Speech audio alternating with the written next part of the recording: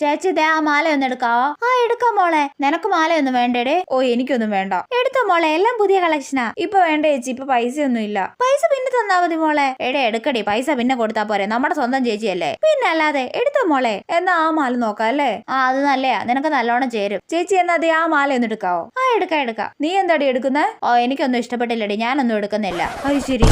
കോളേജിന്റെ മുന്നിൽ ഇങ്ങനെ ഒരു കടയുള്ളത് എത്ര നല്ലതല്ലേടി. നീ നിർബന്ധിച്ചില്ല ഞാൻ ആ മാല എടുത്തേ. ഇതെങ്ങാനും എന്റെ വീട്ടിൽ കണ്ട അമ്മ എന്നെ അപ്പ ശരിയാക്കും. ഷടാ.